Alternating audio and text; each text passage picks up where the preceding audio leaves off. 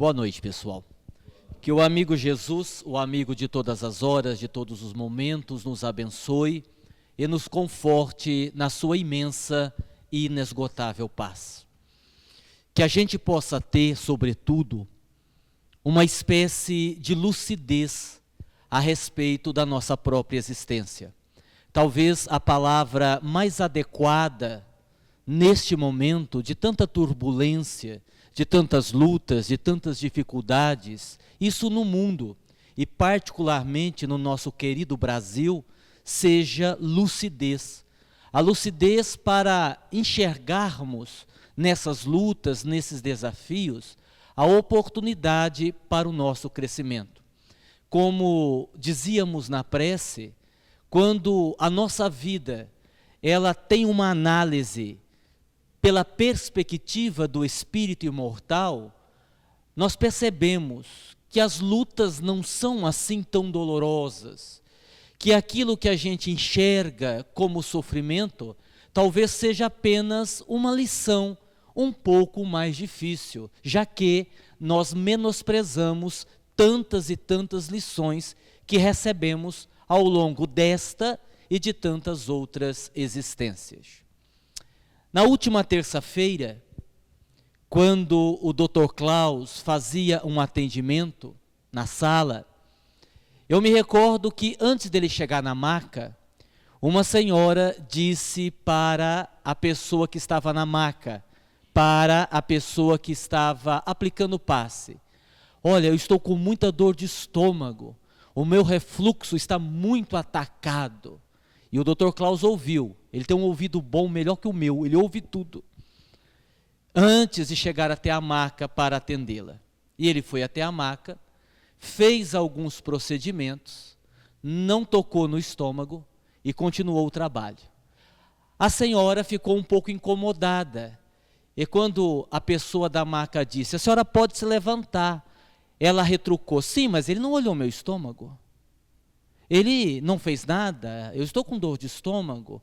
Ele precisava olhar o meu estômago, eu estou com muito refluxo. Eu estou com um negócio que para aqui na minha garganta. Ele ouviu e voltou. E cuidadosamente disse assim para ela: a senhora deve estar enfrentando muitos desafios atualmente na sua vida. Ah, sim, senhor, eu estou. E esses desafios são tão grandes que a senhora não está conseguindo resolver. Ah, é verdade, o senhor tem razão. E além da senhora não estar conseguindo resolver, a senhora não está aceitando alguns sofrimentos que a senhora vem passando. A senhora não tem conseguido lidar com alguns problemas, não é verdade? Ela disse: sim, senhor, é verdade. Ele disse: então, e quando esses problemas chegam, a senhora não consegue engolir, não é mesmo? Ela disse: não consigo engolir. Disse: pois bem, isso que está preso na sua garganta não é refluxo. O que está preso na sua garganta é aquilo que a senhora não consegue digerir, é emocional, não é físico. Por isso que eu não mexi no seu estômago, já que não tem nada. E aí eu fiquei pensando sobre aquilo. Trabalhar com o Dr. Klaus é sempre um aprendizado.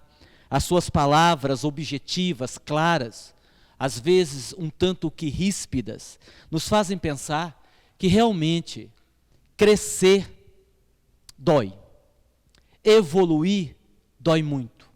E aqui eu me refiro não ao crescer fisicamente, que também dói. Todavia, o crescer emocionalmente, crescer espiritualmente. Porque é todo um processo de despertar de consciência que nos aflige. A impressão que nós temos é que seria preferível permanecermos na ignorância. A impressão que temos é que quanto mais a pessoa é ignorante sobre si mesmo, parece-nos que a sua vida é mais fácil. E de fato é. O problema é que quando a nossa vida é mais fácil nesse sentido, é porque vivemos, digamos assim, na superficialidade da vida. Vivemos, de certa forma, na periferia da existência. E quase sempre o resultado disso é uma vida mal vivida. Nós precisamos viver com intensidade as dores, para que possamos aprender, para que possamos crescer. E estudando esse tema, crescer dói, nós encontramos uma frase extraordinária. Segundo alguns, a frase é de Hipócrates, considerado por muitos como o pai da medicina. Eu separei a frase e coloquei aqui para nós começarmos a nossa reflexão. É fantástico, porque numa frase ele consegue resumir o nosso grande problema. Antes de curar alguém, pergunta-lhe se está disposto a desistir das coisas que o fizeram adoecer. Esse é o problema, porque nós buscamos a cura. Quem é que não quer curar-se? Todos nós, seja uma enfermidade física, seja psíquica, seja emocional, espiritual, todos nós buscamos isso. No entanto, na mesma intensidade, nós temos uma dificuldade muito grande em nos distanciarmos daquilo que causou o problema. Porque nós aprendemos, e não é de hoje, que são os nossos erros morais, os nossos equívocos comportamentais, que num efeito dominó atinge o nosso corpo. Então, quando eu erro, quando eu me equivoco, quando eu me distancio das leis de Deus, quando eu não amo, quando eu agrido a mim mesmo ou ao próximo, eu adoeço o meu corpo espiritual, que adoece o corpo etérico, que adoece a minha aura, que por consequência adoece o meu corpo físico. Daí então toda dor, toda enfermidade, toda doença tem uma causa primária, primeira, que é o comportamento. Então, se eu continuo com o mesmo comportamento, eu não vou obter a cura. No máximo, a doença troca de órgão. Imagine uma roupa que você tem, muito velha, uma roupa desgastada, mas que você insiste em usar, e ela rasga. Então você, como gosta muito da roupa, não quer se distanciar dela, não quer deixá-la para trás, você faz ali um remendo novo, numa peça velha. O remendo fica bom, mas em seguida a peça vai rasgar em outro lugar. E você faz um novo remendo, mas a peça está desgastada, ela vai rasgar num outro lugar e você vai fazendo remendo. Muitas vezes a gente faz tratamento espiritual e estamos apenas fazendo remendos. Enquanto não mudarmos o nosso comportamento de fato, estaremos remendando o nosso corpo, porque a alma continua sendo velha no que diz respeito ao comportamento. É uma coisa tão simples, mas tão profunda. A partir dessa percepção, nós vamos entendendo que, para a maioria de nós, justamente por esta dificuldade de nos distanciarmos daquilo que causou a nossa dor, nós estamos apenas remendando corpos e não vamos nos curar. São aquelas enfermidades que voltam, são aquelas dores que se repetem, são os problemas que se avolumam e nós ficamos pensando, por que será? Por isto. Pensemos bem, o que é que tem nos adoecido? E reflitamos sobre isso e nós vamos descobrir o que é que está acontecendo. Portanto, crescer dói bastante. E para nós iniciarmos as nossas reflexões, depois dessa frase memorável, nós vamos aqui para uma introdução bem simples, que nós precisamos pensar. O problema não é curar-se, mas manter-se saudável. Manter-se saudável.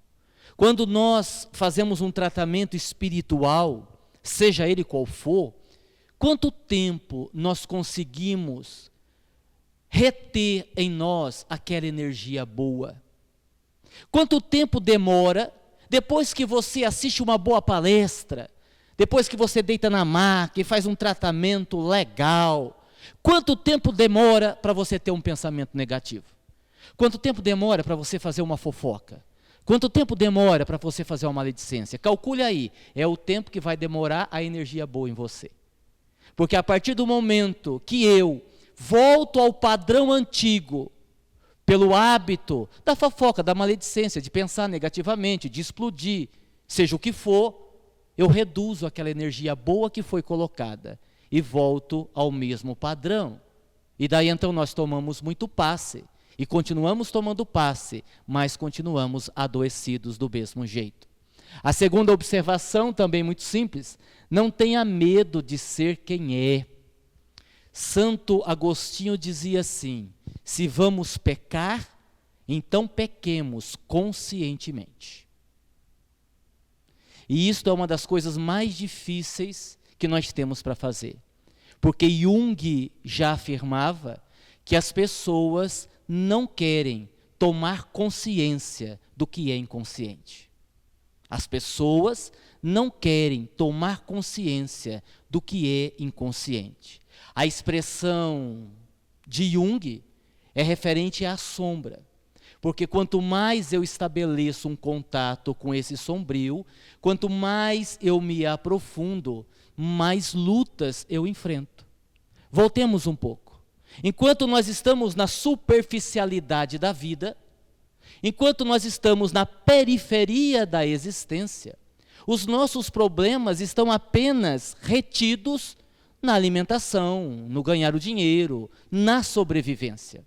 Quando eu me aprofundo e vou para o centro, ou seja, quando eu entro naquele porão, ou quando eu entro naquele quartinho dos fundos, e quando nós demoramos muito para entrar no quartinho dos fundos, ele já virou um galpão, com todas as coisas que não prestam, mas que nós insistimos guardar. Eu sofro, no entanto eu faço um movimento saudável, porque eu mexo naquilo que dói, mas é naquilo que vai me curar. Outro dia eu conversava com uma jovem e ela dizia assim: Aguinaldo, sabe qual é o problema? O problema é que a minha família acha que eu estou maluca, que eu estou doida, que eu estou doente. E aqui vale uma observação. Não é uma questão, com todo respeito, não é uma questão de sabermos quem está e quem não está enfermo, sob o ponto de vista emocional. Todos nós estamos. A questão é saber a gravidade da nossa enfermidade. É bem verdade que alguns de nós já estamos numa condição razoável, quase para ter alta. Outros permanecem na UTI. E a jovem continuou: você acredita? Minha família diz que eu sou doida só porque eu converso com as plantas. Todo mundo conversa com planta. Eu disse: espera um pouquinho, me diga uma coisa. Quando você conversa com a planta, ela responde? Sim, claro que ela responde. Bom, então o seu caso é de internação. Porque conversar com as plantas é uma coisa, muita gente faz. Esperar que ela responda, aí já é uma coisa um pouco complicado. Mas todos nós temos essas enfermidades. Faça devagar. Voltando a citar Santo Agostinho, tem uma frase dele extraordinária. Nas suas orações ele dizia assim: Senhor, me ajuda na minha castidade, mas não tenha pressa. É uma frase extremamente sábia. Quando nós olhamos ou lemos esta frase, superficialmente, nós dizemos assim: ele está tentando aí enganar Deus. De forma alguma. Senhor, me ajuda na minha castidade, mas não tenha pressa. Ele estava querendo dizer o seguinte: eu preciso de tempo. A evolução é gradual. Existe um processo de maturação. Existe um processo que eu preciso passar para começar a dar conta daquilo. Eu não vou conseguir de uma hora para outra. E também Deus não quer isso. E também isso não é necessário. Você não precisa conseguir tudo de uma vez. Agora, você também não pode demorar muito, porque senão aí o tempo passa e você não vai conseguir coisa alguma. Então, todos nós que somos convidados a essa mudança, a esta cura, precisamos entender, recapitulando, ponto inicial: o problema não é você se curar, o problema é você manter-se saudável. Para manter-se saudável, você precisa abrir mão das coisas que você ainda quer fazer, mas que não fazem bem para a tua alma. Mas como que eu vou saber? Você sabe, pense bem, reflita bem, porque aí nós temos que individualizar. Cada um é cada um, porque cada um de nós temos a nossa história, o nosso histórico espiritual. Outro dia uma pessoa me dizia assim: eu não entendo, por que eu reencarnei Estou sofrendo o que eu estou sofrendo e esses meus obsessores não reencarnaram também. Então eu estou aqui no corpo sofrendo e eles estão aí, por aí no plano espiritual se vingando de mim. Se eu reencarnei, eles teriam que reencarnar também. O problema é que cada um de nós temos justamente esse histórico. Então, quando você erra em determinada reencarnação, você cria lá um monte de confusão e você reencarna, é preciso não esquecer que não vai pesar apenas a sua última encarnação. Quando você for reencarnar, os benfeitores vão fazer assim uma conta de matemática. Eles vão olhar todas as situações vividas por você, não apenas na última existência, mas nas outras também, para que aquilo possa resultar na vida que você vai ter. Ah, mas a gente não aprende que nós plantamos e colhemos. A gente não aprende que aqui se planta, aqui se faz, aqui se paga. Sim, aqui se faz, aqui se paga, mas não na mesma encarnação. Às vezes sim, às vezes não. Eu posso pagar aqui, mas não nessa existência, e sim numa outra. Isto é muito relativo. A questão é que todos nós vamos acertar contas mais cedo ou mais tarde. Aguinaldo, mas mesmo aquelas pessoas bem evoluídas? Então, mas aí caberia uma pergunta. Quando você se refere a uma pessoa bem evoluída, você está pensando em quem? Em você mesmo? Aí não é por aí. Não, eu estou pensando no presidente do centro. Aí você acertou, aí beleza, aí tudo bem, né? Aí normal, né? É uma referência de luminosidade, concordo plenamente. Você sabe por quê? Lembram que eu expliquei outro dia que às vezes o que você vive por fora não é o que você vive por dentro? Que às vezes você aparentemente, e nem você sabe disso, aparentemente é uma pessoa muito boa. Mas você está naquela situação, não porque você quer, não porque você gosta, mas porque você está constrangido a ficar ali. Então nós não sabemos o que se passa dentro da pessoa. É igual aquela história, tem uma história antiga já, é muito gostosa de citar ela, porque vem bem de encontro a isso que nós estamos falando. Conto que havia uma senhora, que assim, ela sofria muito com o marido, mas sofria demais. O marido batia nela 3 vezes por dia. Uma surra cedo, uma na hora do almoço e uma de tarde para não perder o hábito. E ela sofrendo, anos apanhando o marido, e ela aguentando, heroicamente, aguentando, com muita resignação. O tempo passou, ela teve lá 3 filhos e continuou apanhando. Um dia, ela adoeceu, gravemente. O médico mandou chamar o marido e disse, olha, sua esposa vai morrer. A doença é incurável, inclusive se o senhor quiser se despedir dela, agora é a hora, porque ela está partindo. O homem entrou no quarto, veja como mulher é perigosa. Mulher é muito perigosa. O homem entrou no quarto, e aquela mulher aparentemente resignada, olhou para ele e disse assim, meu bem, eu estou morrendo, e eu quero lhe dizer que hoje é o dia da minha vingança. Hoje eu vou me vingar de você por todos os anos que eu apanhei calada. E tem mais. A minha vingança não será uma vingança simples. A minha vingança será tripla. Porque eu estou morrendo e eu tenho uma revelação para lhe fazer, que é a minha primeira vingança. Um dos nossos 3 filhos não é seu filho. A minha segunda vingança, eu vou morrer, e você não vai saber qual dos seus melhores amigos é o pai da criança. E terceiro, eu vou morrer e não vai dar tempo para você me bater. E morreu. Veja, mulher é um perigo. Então, nem tudo que parece é. Às vezes essa resignação é só de fachada, mas aquela pessoa é tão boa. Sim, às vezes a pessoa está tentando ser boa, mas ali ainda não há essa bondade toda, então a gente tem que prestar atenção. E aqui por último, nas recomendações iniciais, reconheça a sua enfermidade, que foi o que nós falamos no início. Quando eu reconheço emocionalmente, espiritualmente, que sou uma criatura doente, isso não é pejorativo. Às vezes a gente se sente mal. Mas eu admiti que sou doente, eu não sou doente. Depende a conotação que você está dando a essa palavra. Quando eu digo isso, não quer dizer que você já não esteja tentando fazer o bem, não quer dizer que você não esteja tentando ser uma pessoa boa. Eu estou querendo dizer que lá no fundo, ainda nós carregamos muita coisa de ruim que nós não conseguimos nos libertar. Bem lá no fundo, nós ainda estamos presos a situações difíceis que nós vivemos e que principalmente causamos os outros. Porque quando eu tenho esse entendimento, fica mais fácil. Você nunca vai ver uma pessoa que acha que não está doente tomar remédio. Por quê? Porque ela acha que não está doente. Quem tem, por exemplo, um marido teimoso, que está passando mal, e a mulher diz, vai no médico. Não, eu estou bom. Não, mas vai lá no médico. Não, para que eu ir no médico? Não vou no médico não, estou bom, logo eu melhoro. Vou tomar aqui alguma coisinha e já estou melhorando. E de repente é uma coisa grave, e essa coisa fica mais grave, porque ele se recusou sistematicamente a ir ao médico. Assim somos nós. Quando nós reconhecemos as nossas enfermidades, fica mais fácil para lidar com elas. Ok? Muito bem. Continuando então, vamos lá. Vamos incomodar. Porque o bom do estudo é incomodar as pessoas. Quando nós incomodamos, é porque o estudo está muito bom. Vamos fazer aqui algumas perguntas. Primeira pergunta.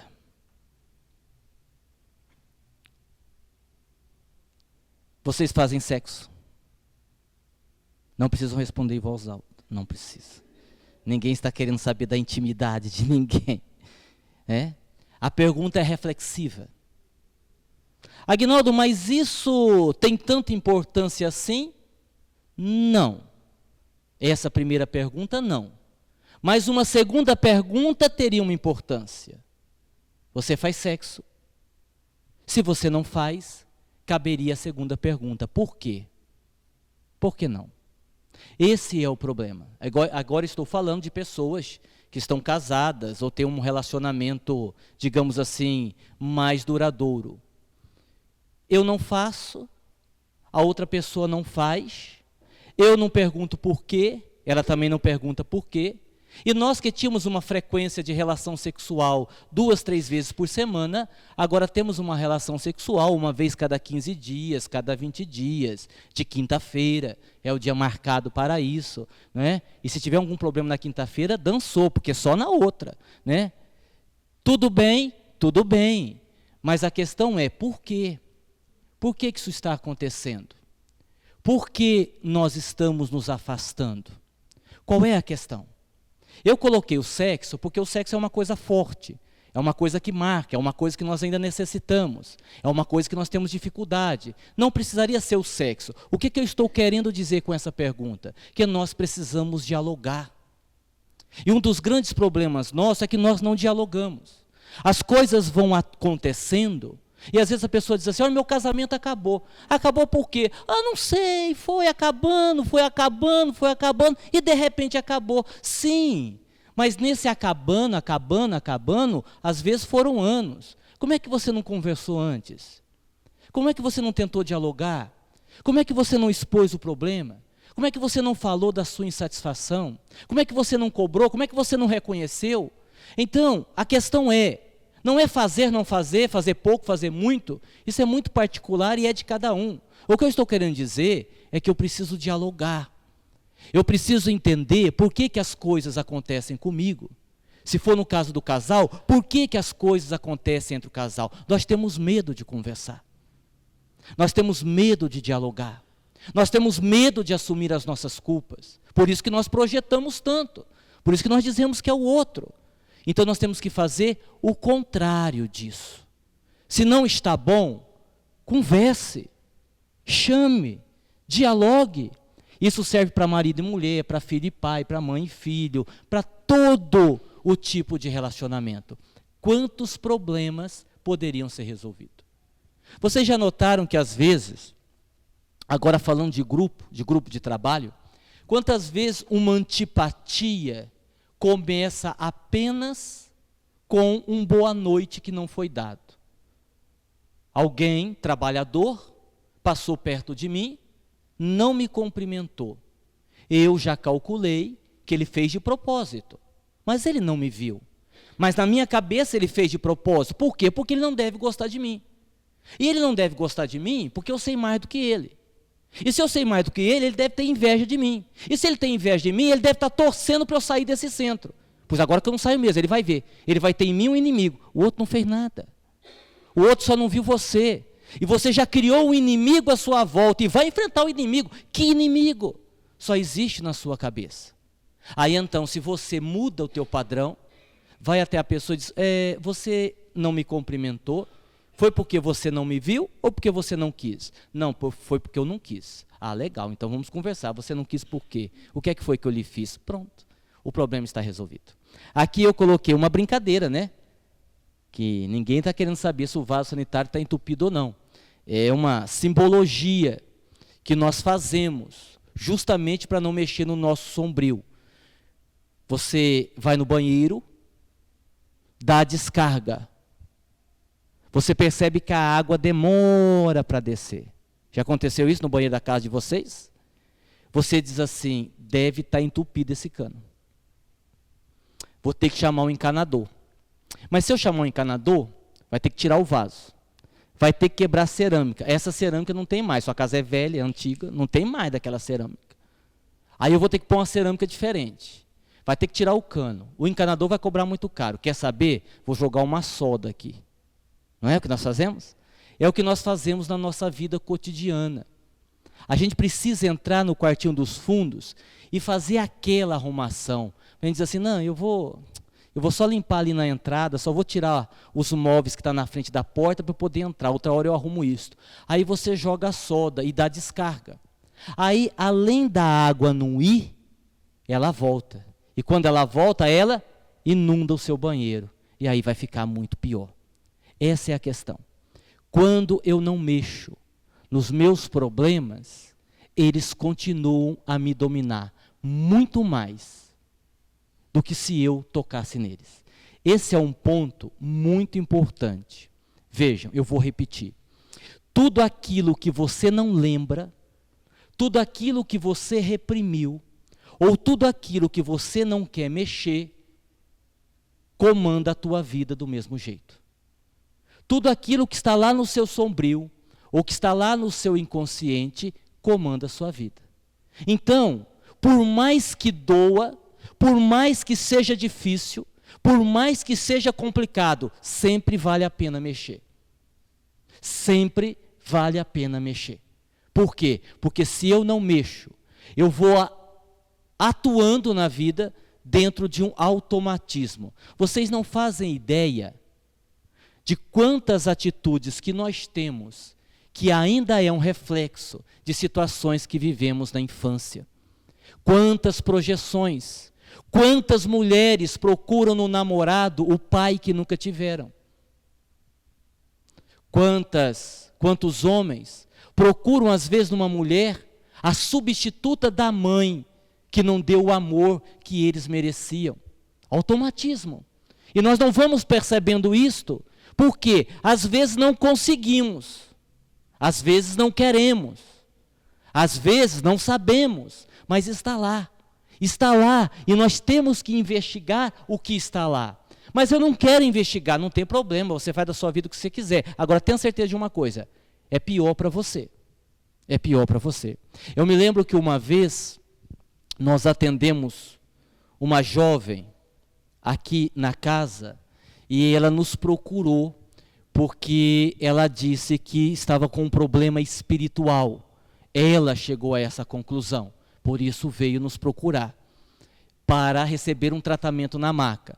E eu sempre gosto de conversar antes com as pessoas que vão fazer tratamento na maca, justamente para ajudá-las a entender melhor o que se passa. E conversando com ela, eu disse, olha, me diga alguma coisa sobre você, me fale alguma coisa do que você sente, do que você tem. Ele disse, eu tenho um obsessor terrível. E sim, mas você vê o obsessor? Não, eu não vejo.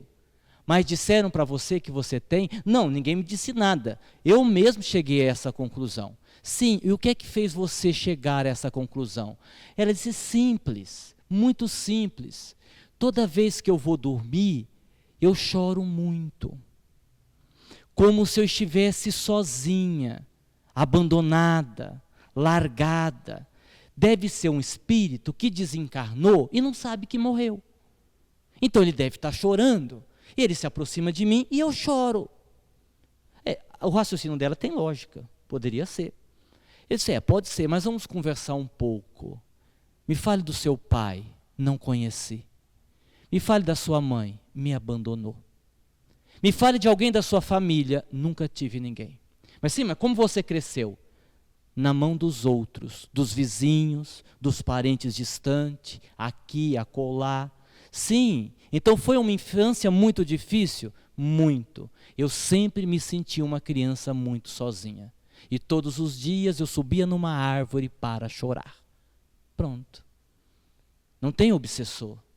Naquele momento que ela se recolhe, talvez por estar no quarto, sozinha, a penumbra, à noite, vem à tona aquela sensação de solidão que a faz chorar novamente. Ou seja, é uma reprise.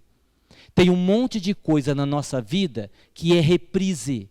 É reprise do que você viveu na tua infância, ou é reprise do que você viveu em encarnação passada e você não conseguiu escapar daquele padrão. Então você vai repetindo sem saber. Se eu me conheço, eu identifico. Fica mais fácil de eu parar o reprise. Porque afinal de contas, ninguém aqui é novela da Globo, não vale a pena ver de novo, não é?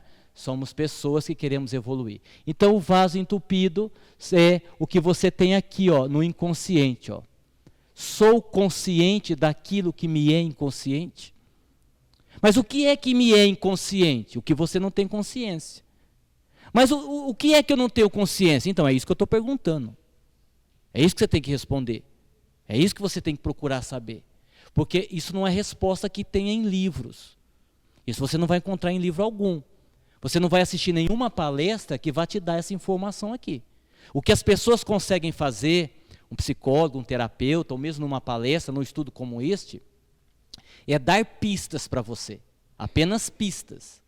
Só isto. Outro dia uma pessoa, se vocês me dão licença de citar uma experiência de consultório, outro dia uma pessoa me disse assim, olha Aguinaldo, eu adoro fazer terapia com você. Ela já é minha cliente há 2 anos. Eu adoro fazer terapia com você, gosto muito, mas você não está conseguindo resolver o meu problema. Eu disse, não, pera um pouquinho. Você entendeu errado. Espera aí. Imagine que você está numa mata escura. Você está perdida lá dentro. Se alguém te der uma lanterna, ajuda? Ele diz, ajuda, claro. Se a mata está escura e me dá uma lanterna, ajuda. Sim. E a lanterna te tira da mata? Não, a lanterna não me tira da mata. Pois muito bem. O trabalho de qualquer terapeuta é dar-lhe a lanterna. A mata, você entrou sozinha. Você sai dela sozinha. Ninguém vai fazer isso por você. E aí não é o terapeuta, não é o dirigente do centro, não é nem o teu guia espiritual. Não é nem o benfeitor, é você. Porque sair da mata é o seu processo de aprendizado. Se alguém tirar você, não há aprendizado, você não cresce. A lanterna é justamente a pista que eu preciso para me direcionar melhor. Então, quando você, por exemplo, faz um estudo como este, isso aqui eu estou fazendo um estudo para o grupo. Você que está sentado aí, é que vai fazer a sua reflexão. A sua reflexão é pessoal.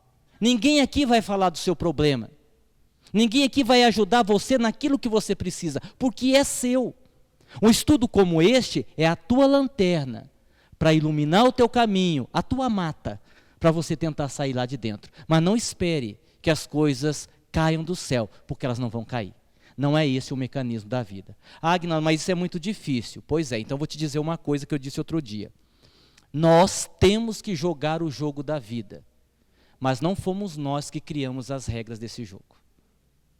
Quando você começou a jogar o jogo da vida, as regras já estavam estabelecidas.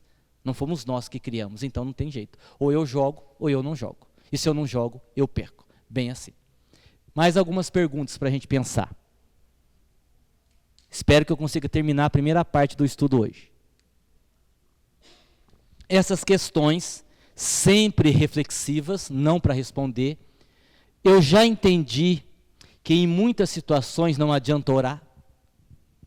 Não adianta orar. Aí eu tenho orado tanto, está perdendo tempo. Mas Aguinaldo, a oração não é boa? A oração sempre é boa. Mas em determinados casos, não é oração, é ação. Mas Deus não me ajuda. Não é que Deus não lhe ajuda, é que você que precisa fazer. Você precisa pensar. Você precisa dar o passo. Então, em muitos momentos, não é um caso de oração. É um caso de coragem, de tomar as decisões que você precisa tomar. Eu já olhei para o meu pior defeito. Você já olhou? Pense aí, você. Agora a pergunta é para você. Qual é o seu pior defeito? Pense bem. Pense bem. Se eu estivesse aqui falando de relacionamento afetivo e pedisse para você fazer uma lista dos piores defeitos do seu marido, haja papel. Sim? Sim. Mas venha cá, me diga uma coisa. Pense aí. Em todos esses problemas do seu relacionamento, qual é a sua parcela de responsabilidade? Quando é que você contribui negativamente para que as brigas aconteçam dentro do teu lar? Você já parou para pensar? Eu preciso fazer essa reflexão para arrumar o que tem errado em mim. Ah, mas ele é um problema dele. Que mais? Estou repetindo experiências, expliquei agora há pouco. Reprise. Estou repetindo as minhas experiências, não estou evoluindo. Tudo isso é o processo de crescimento. Mais algumas questões. No nosso Impamed, o tema da minha palestra será o que eu não sei sobre mim. A gente vai começar essa palestra na sexta, na abertura do evento, e vai terminar no sábado. É uma palestra dividida em 2 momentos. E assim, a palestra deve ter uns 20 slides só de pergunta. Pergunta para reflexão. Dessa natureza. Porque é isso que nos ajuda a crescer. Eu vou pegando o que está sendo falado aqui e eu vou jogando para mim. Onde é que eu me encaixo nisso? Por que eu tenho esse comportamento? Por que eu faço do jeito que eu faço? O que causa isso na minha vida? O vício, por exemplo, quase sempre é uma fuga da ansiedade. A pessoa tem um problema emocional, ela não consegue resolver, e se ela tentar resolver, vai gerar uma ansiedade, então ela entorpece os sentidos, ela entorpece a própria alma, com a bebida, com a droga, às vezes até com o trabalho. Às vezes o trabalho profissional é um vício, não é necessidade. Nossa, e por que a pessoa trabalha tanto? Para não ter tempo de olhar para ela. Porque se eu trabalho bastante, eu não tenho tempo de me investigar. É um mecanismo de defesa. Então eu tenho que tentar descobrir o que é que está por detrás do meu vício. Pense aí. Você tem vício? Pense aí se você tem vício. Reflita. Eu tenho um vício. Qual é o vício que eu tenho? Não tente acabar com o seu vício. Você não vai conseguir. Você precisa primeiro descobrir o que é que o seu vício está encobrindo. O que é que o seu vício está disfarçando? Você pode ter certeza, por detrás do seu vício tem alguma coisa no campo emocional mal resolvido. E se você não descobre isso, todas as tentativas para você se livrar do vício não vão dar em nada. Eu preciso descobrir isso primeiro. Você entendeu? Por isso que crescer dói, e dói bastante. Aqui você tem então as dores não superadas, que envolve a nossa psique, o nosso pensamento. Lembram quando eu falei da repetição, da reprise? É isso daqui. A nossa mente, o nosso psiquismo, toda vez que a gente vive uma situação dolorosa, o que ele faz? Ele faz essas questões aqui, ó. Onde estive antes aqui? O que minha experiência passada me diz sobre isso? E ele vai repetir. Ele vai repetir. Aquilo que eu não superei. Eu tive uma experiência, por exemplo, fui traído. Eu não superei a traição. Vai ser um problema para o resto da vida. Porque para todo relacionamento que eu for, eu já vou para o relacionamento tendo a certeza que eu vou ser traído a qualquer momento. E na menor desconfiança, mesmo que não exista nada, é só coisa da minha cabeça, eu vou ter a mesma atitude que eu tive lá atrás quando me traíram.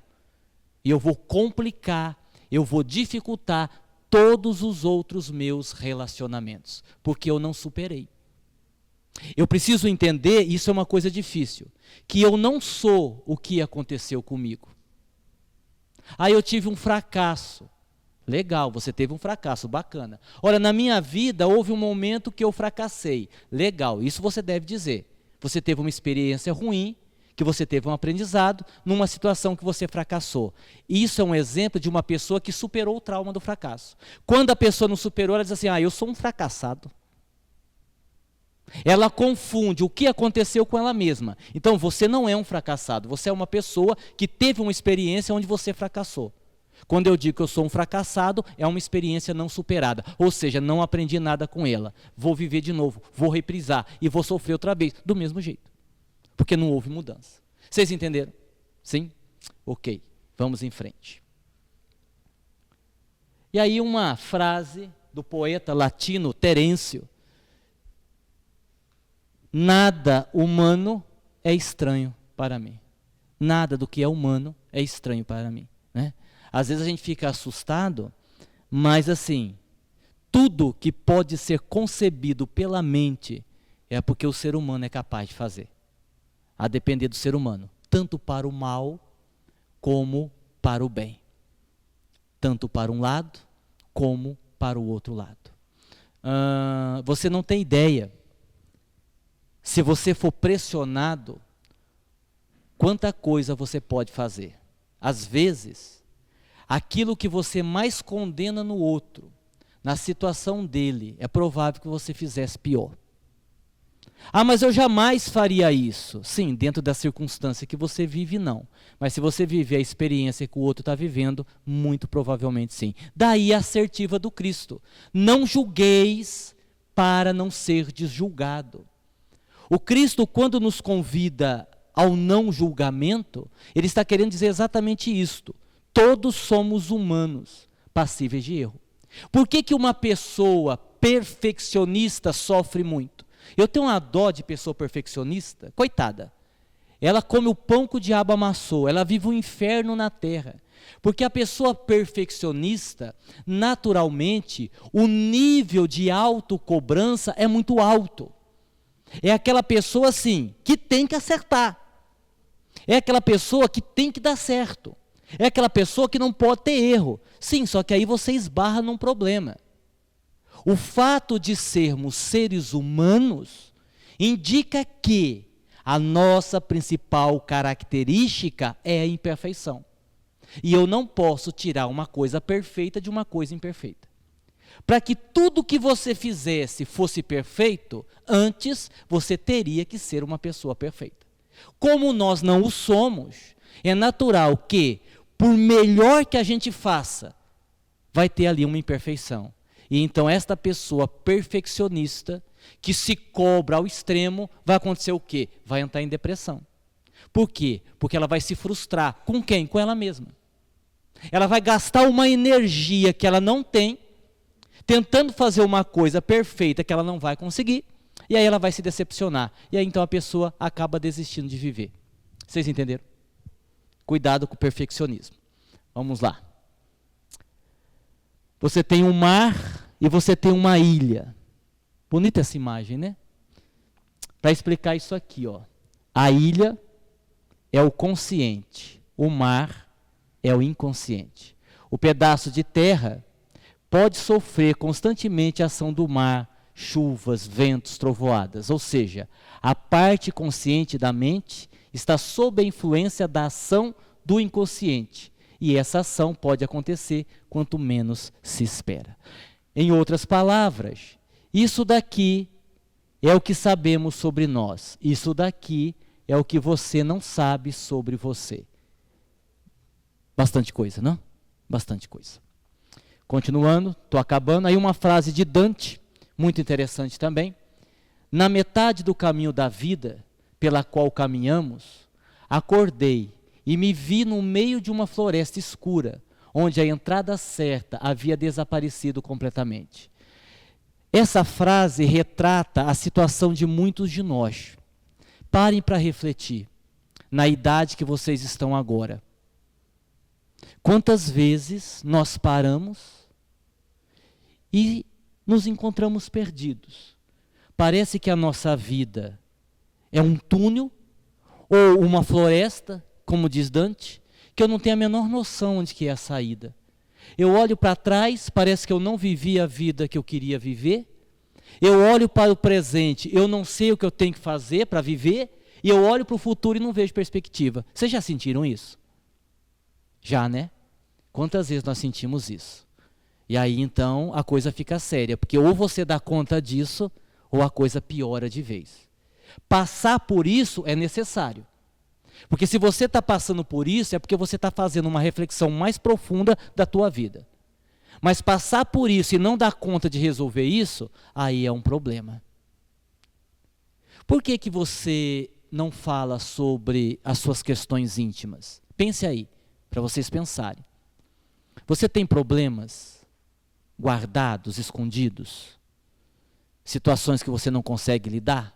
Sim ou não? Responda para você. Você tem? Então, por que que você não coloca para fora? Tem alguma coisa que você não engole? Como a mulher que pensou que estava com refluxo? Tem.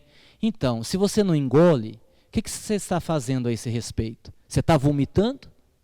Ou você está fazendo força para engolir na marra e aí sim gerar uma gastrite em você no futuro? O que que você está fazendo sobre isto? Meus amigos, a doutrina espírita é maravilhosa. Com todo respeito às demais, não há nada que se iguale ao espiritismo sobre a face da terra, pela profundidade de ensinamentos que traz. Desde que eu faça bom uso. Desde que eu faça bom uso. Tem gente que ganha uma louça linda no casamento. Está guardada até hoje. E ainda diz, eu não mexo nisso aí não. Ganhei no meu casamento. E já tem 30 anos de casado. E chega num ponto que ela vai dizer assim, eu vou deixar para minha filha. Assim, a única coisa que você pode fazer. Porque você nunca usou, empoeirou, já está até estragando. Você vai mexer nisso que hora? Nossa, mas é lindo, é valioso. São talheres banhados a ouro. Sim. E você usa para comer? Não. Está guardado. Que é muito valioso. Sim, mas se é muito valioso e está guardado, para que serve? O que adianta você ganhar uma coisa linda, banhada a ouro, se você guarda? Não serve para nada. O que adianta você vir estudar, perder tempo, assistindo um estudo, assistindo uma palestra, se você não muda? Se você não pega todo esse manancial de conhecimento e aplica na sua vida? Absolutamente nada. Absolutamente nada. É assim, surpreendente, estranho e quase patológico quando nos nossos eventos como o Impamed a gente tenha problema com o trabalhador. De melindre, de fofoca, de ficar bicudo, é quase patológico. Porque depois de tanto tempo fazendo um evento que não é para os outros, é para você. Independente se você foi para assistir ou se você está trabalhando, a mensagem é para você. O aprendizado é para você. Nossa, ainda bem que acabou o evento. Olha, quase me descabelei, quase fiquei louca, 10 noites sem dormir, fiquei nervosa, tive que tomar calmante, uma coisa horrorosa. Pô, então pera um pouco. Tem alguma coisa de errado. Tem alguma coisa de errado. Se o evento está causando isso em você, está errado. Não é para os outros, é para você. Ou seja, você está guardando o talher. O talher é valioso e você está guardando. Não vai adiantar de nada. Alguém vai usar, não você. Então, tudo isso que você aprende aqui não serve para nada. Vamos lá, temos só mais algum. Aí a gente entra aqui, ó. Isso aqui é a nossa vida. Você está aqui e você tem que encontrar a saída. Olha que legal. Aqui está você, aqui está seus obsessores, tá? Eles estão esperando aqui para ver que reta que você toma para eles trabalhar com você, certo? Aí você tem, então, a crise, que vem com insight, que vem com uma reflexão. Crise, num sentido simplório, é quando você faz aniversário, quando você avança na sua idade psicológica. Crise é quando você vive uma situação que faz você evoluir. E essa situação que gerou a crise pode vir por um insight, pode vir por uma reflexão, pode vir por uma dor ou por uma perda. E se você souber aproveitar a crise, vai acontecer isso, ó. Quebra de padrões psicológicos conhecidos. Lembram dos padrões? Lembram quando eu expliquei que nós criamos padrões antigos que nos dão segurança e nós não queremos sair deles, porque eles nos dão segurança. Quando eu tenho a crise e avanço, eu quebro isso, eu perco essa segurança emocional. Aliás, esse é um problema. Quando você avança, você perde a segurança emocional. Você precisa preencher com alguma coisa. Porque se você não preencher com nada, você entra em depressão. Eu tenho que sair de um lugar e ir para outro, emocionalmente falando, psicologicamente falando. Porque se eu não preencho o espaço vazio, eu corro o risco de afundar mais depressa. Nós temos que prestar atenção nisso. Aí você vai ter o medo e a incerteza. Tudo isso daqui faz parte disso daqui. Por isso que é tão difícil, que a gente prefere ficar como está. Só que não vai dar em nada. Aqui eu já expliquei, né? Isso aqui é o seu vaso sanitário, né? Pedindo socorro, e você preste atenção nele, coitado.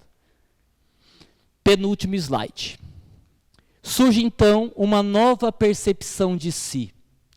Quem eu acho que sou agora e quem eu parecia ser aos meus próprios olhos e aos olhos dos outros no passado. Ok? Bom, para encerrar, nós acompanhamos aí todo o drama desses meninos lá da Tailândia, que ficaram presos na caverna, os meninos e o professor, vários dias, me parece que foi 16 ou 17 dias, que eles ficaram presos na caverna. E uma das formas que fez com que eles sobrevivessem foi a atitude do professor, que, segundo disseram na reportagem, conhecia meditação.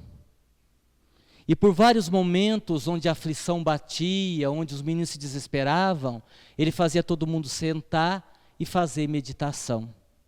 Nós devemos fazer meditação. Nós devemos fazer introspecção. Nós devemos fazer silêncio interior. Aguinaldo, para que fazer tudo isso? Para vivermos e sairmos da caverna, seja ela qual for. Ok? Muita paz, muito obrigado, que Jesus nos abençoe. Valeu, até a próxima.